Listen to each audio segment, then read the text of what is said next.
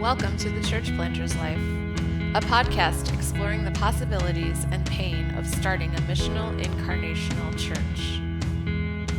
This podcast is a resource of the V3 movement.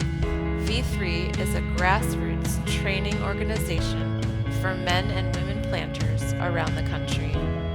Thanks for tuning in as our host Matt Alexander leads the conversation. Hey everyone, welcome to the Planter's Life podcast. My name is Matt. I'm down in Miami, Florida, and this podcast is powered and sponsored by the V3 movement. You can learn more about the V3 movement if you go to the v3movement.com. And basically, V3 is an organization that coaches and trains, supports, resources, encourages folks who have a heart to plant and start a fresh expression of the church in their context.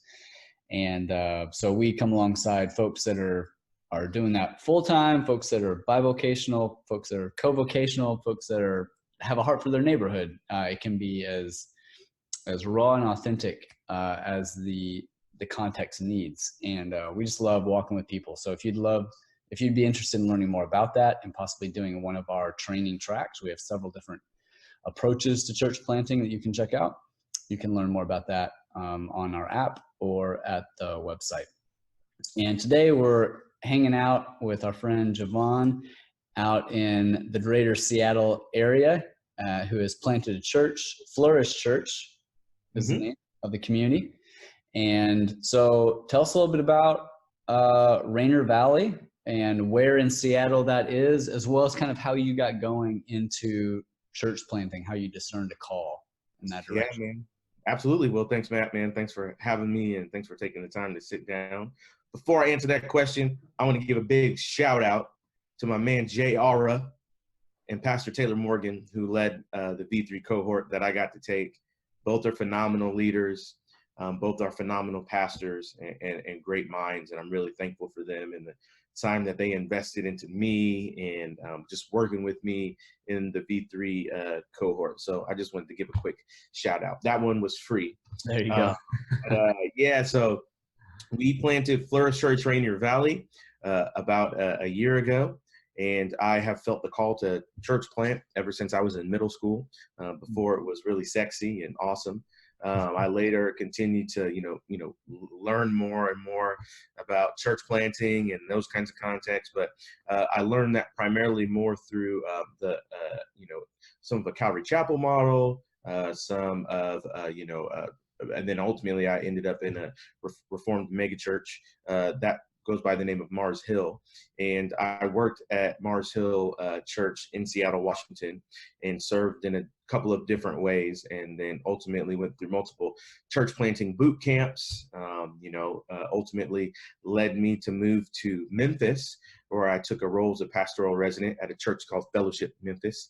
At the time, Pastor John Bryson and Pastor Brian Loritz, and spent some time there doing a multi-ethnic church plant residency, learning what it means to create a multi-ethnic community in one of the most difficult places to do that in Memphis, Tennessee. And then moved to another church called Independent Presbyterian Church, where I got to serve as a pastoral intern and a church planting resident there as well. Moved back from there, attended a church here in Seattle, where I was a church planting resident, and a lot of different things happened, some good, some bad, but the Lord ultimately led me to start to reckon with some things that I had kind of experienced in my journey in working at all these different types of churches. And so I ended up working at a grocery store for about 3 months, which there's nothing wrong with working at a grocery store. I had a great time there with coworkers and employees, and there was nothing that made me feel and make me go to what do I really want to do, as I was doing that, as well as going through counseling and seeing a biblical counselor from a lot of the trauma that I've had somewhat experienced within the evangelical sphere as an African American, dealing with church planting and church and ministry and all that. So through that whole process, in therapy and talking with my wife and living in my neighborhood, it seemed like it was the good time to decide to church plant. And so we planted our church, like I said, a year ago in April. And so we're in our second year now, and hoping by God's grace, we can continue to, go forward however long the Lord would allow us to be around. Yeah. Amen. So tell us a little bit about the Valley. It's part of Seattle, but which lots of folks are very familiar with Seattle and have a little bit of knowledge about Seattle, but you're in a very unique part of Seattle. It has a unique history. So describe, if folks were to come and hang out in Rainier Valley, how would what would that be like? What would they experience? What are people like? What's the culture like there? Yeah, man, it's really interesting. It's kind of like Pastor Cole Brown talks about in his talk on gentrification, where, Marty McFly, goes into, his time travel, and comes back to his hometown, and everything's changed, and that's kind of the experience that people are kind of experiencing here in Seattle, in the Rainier Valley in particular. As in many parts of the country, through our nation's history of slavery, segregation, Jim Crow, city of Seattle was very segregated. In an area up the street, an area called the Central District, which was predominantly an area where only Blacks were allowed to live lawfully. It's so, there was different places and spaces to where Blacks were allowed to live, whites were allowed to live. And then all of a sudden, once white flight happened, white people started to flee from these parts, and, where Blacks were moving into the neighborhood. Columbia City in particular, and some of the Valley was way more Black, African American, Chinese. Mm-hmm. It's always had a big Filipino and Japanese population because, Seattle is the sister city of Kobe in Japan.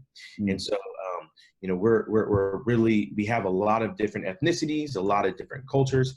And in the 2010 census, Rainier Valley was actually the most diverse zip code in the whole country, the 98118. Wow. So there's over 89 languages spoken here.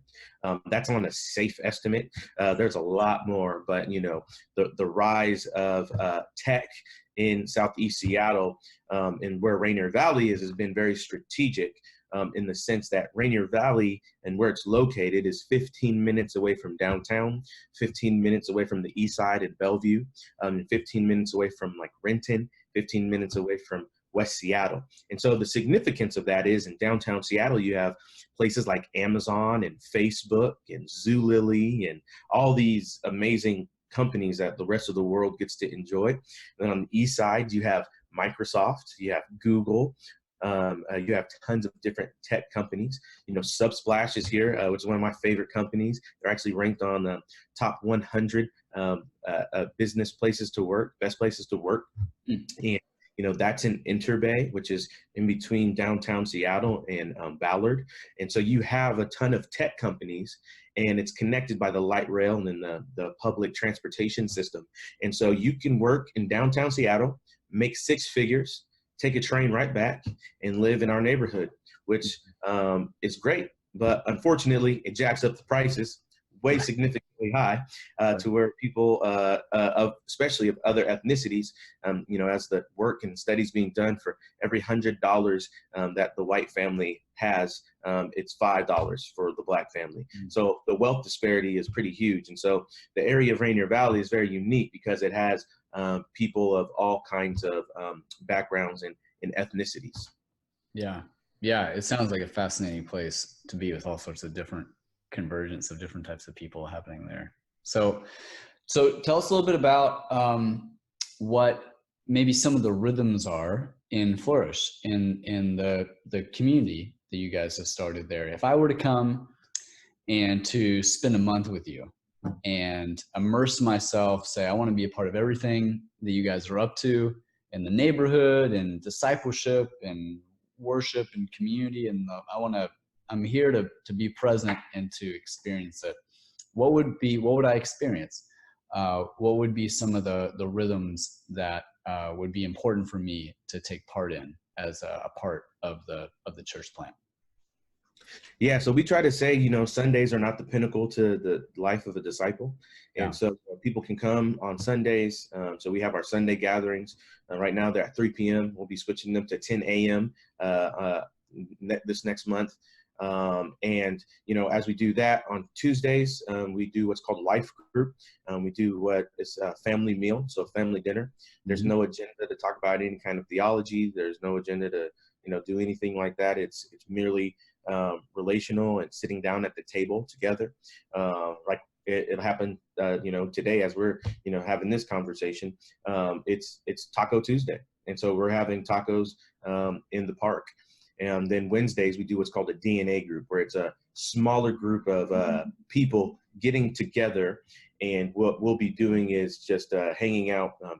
You'll also have, if you hear some loud noises, the dumpster, the trash man has literally come right now. It is too late for the trash can to be coming to get picked up. But I digress. So if you hear loud stuff, it's not gunshots. It's just the trash can. And so on Wednesdays, we do what's called DNA groups. And DNA groups is where we try to get the identity of a disciple. And those is where we actually go through different books or different types of curriculum that kind of, they don't serve as a, add on to Sundays, but they serve kind of a purpose of saying, what do we want to see in our gospel community as a church? And so, for example, right now we're teaching through the kingdom of God. And so our DNA groups, they're actually going through a book on the kingdom.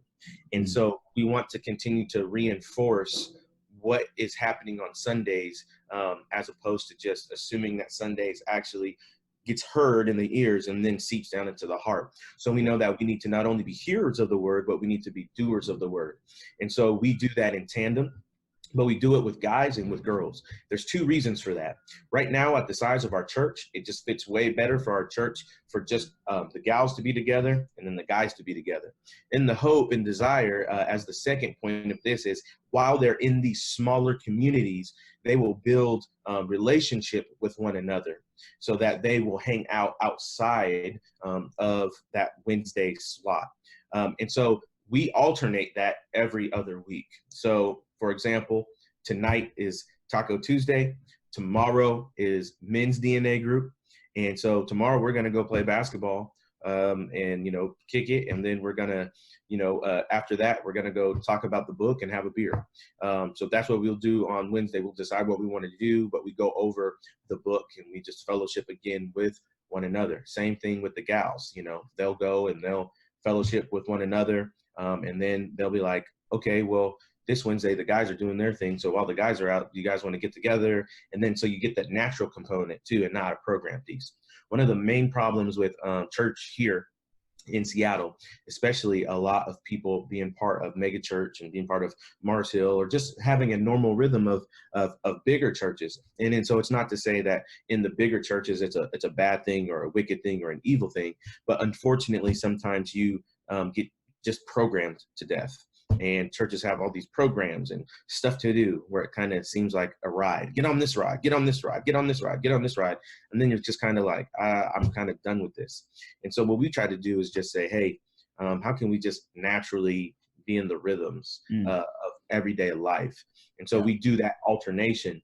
And so if people are really hungering to be like, man, I would rather meet every week. Well, great. Guess what? You can pick up your phone and call that person and make plans to hang out with them. I'm not going to tell you to do it, but this is what it means to be in community and to live life on life.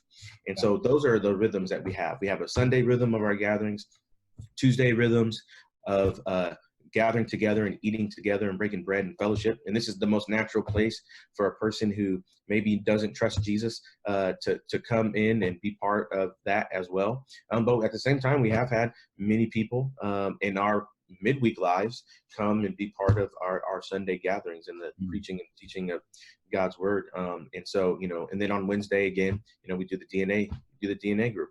And so we just alternate them, and usually during the summer times, churches slow down because everyone's out of town and taking vacations and doing all that stuff. When it comes summertime, we ramp up. So we go up. We increase the frequency of meeting Taco Tuesdays every single week. Now during the like regular times of the year, we only do that every other week, or we might do it once a month. And so again, it gives people rhythms to recalibrate, be in a new season of life, and then also have healthy on-ramps or off-ramps. Okay, cool. Very cool. What's been, so you obviously had a lot of training and background kind of in ministry leadership in different church settings.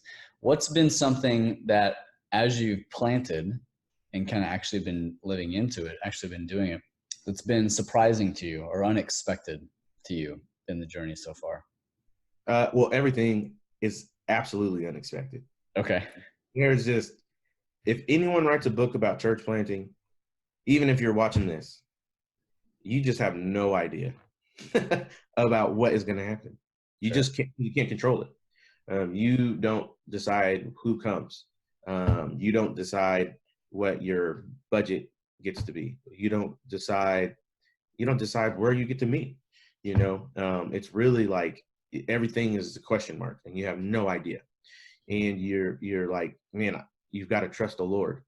And then you've got to just really shepherd the flock among you, you know, as the book of First Peter would say, you know, and do it willingly and gladly because it's your calling, it's your gifting, as opposed to it's a job or I got some kind of, you know, thing that I need people to approve of me or need me or these things. And so you've got to be able to say, man, like, dude, I started doing this and this is really whack. So I would say that I found out that there was just a ton of, you know, unknowns. You know, you can't make, you don't have there's no perfect plan for church planting. Yeah. All the books, everything will prepare you, you know, try to prepare you for those things. Some things are helpful, some things you'll learn that are practical, like these videos and, you know, other curriculum. It's great. It's great training. But when it comes to, you know, getting onto the ground, you have no idea what's going to happen. Yeah. And so there's just even things that seminary can't even prepare you for. You know, they don't teach you in seminary, you know, what happens when, you know, you have another person who's, you know, hitting on another person. And they're like, wait, I thought you guys were this type of church. They're like, no, we're not that type of church. And so what do? You know, so a seminary doesn't prepare you for some of these things that you have to put your mind around. And so, you know, you realize that it quickly needs to be dependent upon the Lord. And so I've just been most surprised with just how isolating church planting can be. Yes. And how, you know, identity shaping it can be. So you'll either seek to shape your identity as a planter, and you'll even use that, I'm a planter. Well, what does that mean? You know, and so, you know, I think that it starts to unnecessarily shape things if you're not careful in a negative way, and you start to get your identity and your worth and value from how many people come on a Sunday, how much money you can raise, how many times people want you to, you know, preach at another church or, you know, whatever. I mean, I think one of the most surprising things is just how much, you know, it's easy to do ministry in your own strength and not in the strength of the Lord. Yeah. Yeah, that's really good. What's been something in the journey so far, the first year, that has been really life-giving to you? And what's been something that's been really life-draining for you? Man, something that's probably been really life-giving for me is preaching at other churches. Okay. And it's been, there's three things. I would say it's been preaching at other churches. Right now, our church gathering is at 3. And so I get the opportunity to preach in the mornings at other churches and really serve. You know, just for example, this past week, a pastor, his father-in-law, is in the process of, you know, his final moments. And it was like Thursday, and he asked me if I could, you know, preach. And I was like, absolutely, I got you, man. and I had to, prepare a sermon in a very, very short time, which was difficult because I'm also a, whatever you want to call it, bivocational, co-vocational, I don't know, there's so many different labels. Yeah. I got another job, and then my church job, I don't get paid for. And so, I was able to, preach for him this past Sunday morning. So being able to be in the presence of other saints has been helpful. The other part has been to actually, train and put other people in the pulpit at our church. So, for example, we taught through the 10 Commandments, and I only taught one of the commandments, and we had about 7 other guest preachers. And there were people who were like, "This is going to kill your church." And I was just like, well, because people came to hear you preach. And I was like, well, then that's a terrible church, and they're going to be sadly disappointed. And so, good. If that kind of church dies, then that's great. I was like, but that's not going to be me. And so we had multiple different people preach. So I've got as much as 2 months off, month off. So that's been very life-giving, is to share, open the pulpit, and allow for other people to be trained and get other preaching opportunities. And with that, it's really just been serving the residents. We have 2 pastoral residents that we every week, and we focus on preaching, what it means to learn and lead. And then right now we're going through Alan Hirsch's 5 Qs. So help everyone go deeper, in their calling and gifting. And we also had everybody in the church take the APES test. We paid for everybody in the church to get their APES done, so that we can really see where our holes are and where our strengths are, and where we need to be praying and where we need to be careful at. So those have been life-giving, as well as just giving away money. When people are like, "Hey, what's your 5-year plan?" I'm like, I don't know. If we make it to year 2, we'll see what happens in year 3. Like, we have X amount of dollars, and we're try to be generous, and we're about to send and help support our first missionary. He's a pastor at the church. He's our director of justice and racial equity. They will be going to Cambodia, him and his wife and his 2 kids. Wow. They're going to be starting a K-12 school. And so we're committed to financially helping them. It's not a lot, but it's a lot to the church in general. And so we're only a year in, and we've got another pastor, and we're going to support him on the mission field, because that's just the way that when I read the Bible, that's what we should be doing. Yeah. And so those have been very life-giving. I would say the things that have been draining is the, having to figure out where the money is going to come from, being bivocational. It's just like, everyone wants a clear delineation of where, you spend all your time, but it just doesn't happen that way. Like, you look behind me, you see stuff on the counter, like baby cups, and this is real life, and so those have been the things that have been draining. It's just having to go this way and then go that way and go this way and then go that way. So that those things can be draining. And then I also felt like the other part that has been draining with church planting in our context and in my experience has been being a Black church planter who was going against the evangelical system of church planting, with having to have tons of money, which I understand why people do those things, and how it relates to church planting. And so just the certain systems of how these things work, the different levers that you have to pull as a church planter. And then there's another layer, if you're a church planter, but you happen to be Black, that you have to then pull. And so it makes it way harder for funding. It makes it way harder for people to, understand, different cultures and different types of contexts. And so they can assume that if you're African-American, that you preach, a different gospel. Or if you're African-American, then you're have to have a certain political, agenda or whatnot. And we just tell people at our church, look, God doesn't care if you're a donkey or an elephant. Doesn't care if you're a Democrat, Republican, a libertarian, an escatarian. He cares that you are his and that you follow him, and let that shape all your other stuff. But God's not concerned with those things. And so I think in that, you have people who have certain views or caricatures of the black pastor or the black pastor or planter, to where for me, I had to deal with it, and it's still something I wrestle with. And I know other, people of color who are pastors have to wrestle with as they talk about the statistic of church plants that die within the first 5 years. Yeah. When you have an experience that says, as an African American, it's way harder to even raise money to do that, especially if you're in a certain context. And so you feel like you have white people looking at you.